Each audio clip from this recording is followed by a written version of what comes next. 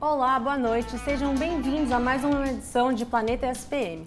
O assunto de hoje é feminismo nas redes sociais. Eu sou a Luísa Heinrich, do 5º semestre de jornalismo, e para falar com a gente tenho o prazer de receber a professora e doutora da Fundação Getúlio Vargas, Lilian Furquim, que leciona metodologia e filosofia política. Olá, Lilian, tudo bem? Olá, Luísa. Muito obrigada por estar aqui hoje com a gente. Obrigada a você. Bom, se você quiser participar ou enviar algumas perguntas para acessar o nosso programa, entre no Facebook da Agência de Jornalismo e participe. A sua pergunta é muito importante para a gente. Bom, Lilian, qual que é a importância dos grupos feministas nas redes sociais? Bom, as redes sociais, elas têm um poder enorme de conexão, de interatividade, obviamente, para você ter conhecimento a respeito do que seria feminismo, feministas, teorias, ativismos.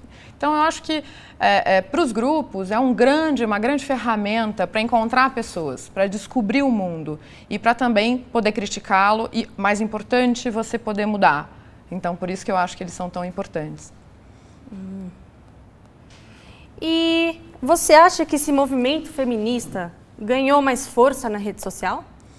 Eu acho que é mais complicada essa pergunta, porque a gente teria que medir em que medida, né? Qual é a medida para você saber se o movimento tem mais força ou não. Uma coisa eu posso te garantir, eu acho que as meninas hoje pensam na palavra, falam de feminismo muito mais cedo, né? Do que eu comecei a imaginar o que seria feminismo, por que é importante a gente discutir esses assuntos na vida, seja em casa, seja na escola, na faculdade. Então, com certeza, eu acho que elas tomaram mais cedo o contato com uma questão fundamental. Afinal de contas, por que a gente passa a ser tratado de maneira diferente? Porque a gente tem um gênero distinto dos homens, claro, né? Diante das instituições. Por que a gente ganha menos, em média, fazendo o mesmo trabalho?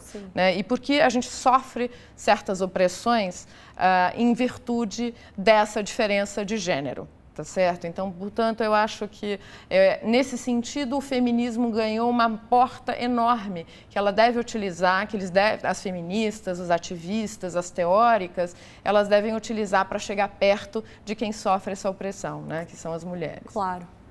Bom, nós fomos às ruas para entender o que as meninas acham e como participam nesses grupos feministas. Você participa de algum grupo feminista? Eu participo de um grupo do Facebook. E eu acho muito legal, porque dá para as meninas compartilharem suas dúvidas e muitas têm dúvidas iguais e acabam resolvendo, né? Eu acho muito importante participar de grupos feministas. A gente tem que questionar o tempo inteiro o que a gente passa como mulheres. Acho que é um meio das meninas hoje em dia desabafarem com outras meninas que podem ter passado por situações parecidas e de se abrirem ou em anônimo ou não sendo em anônimo e terem com quem conversar e alguém que entenda e ouça. Eu acho que as pessoas, no geral, elas não têm muito conhecimento nem do que acontece com as outras mulheres, nem do que elas têm nem dos próprios direitos. Então, esses grupos, principalmente da internet, que facilitam muito a comunicação e a expressão, fazem com que mais gente tenha acesso tanto a fatos históricos do feminismo e tal, e inspira as pessoas a continuarem lutando. Bom, como podemos ver, as meninas usam as redes sociais para as discussões, dúvidas e desabafos. Nesse grupo, ficou mais fácil as meninas denunciarem casos de abuso, como no metrô.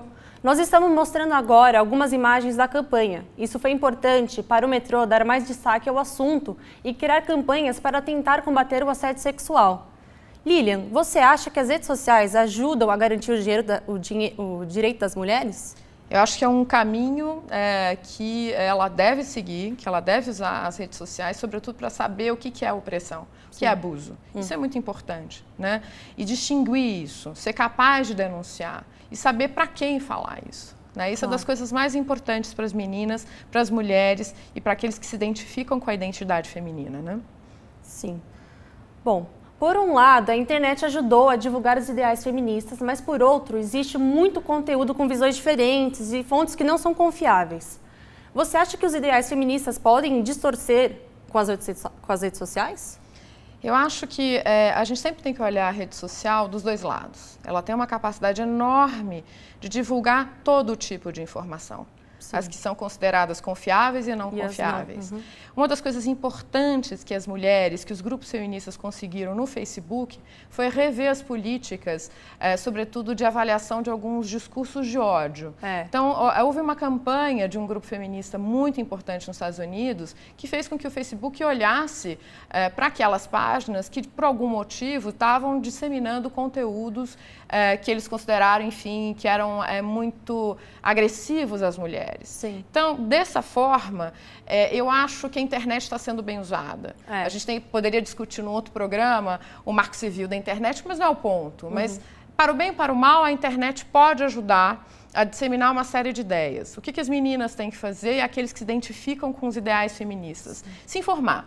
Se informar com os grupos ativistas, com os grupos de meninas e se identificar qual aquele que mais tem a ver com as suas questões, os seus valores mais profundos, seus valores éticos. Isso é o mais importante. Assim você passa a usar a internet da maneira mais interessante, que é conectividade, interação, se sentir acolhida, poder dividir experiências, né? Isso é o que a internet permite, né?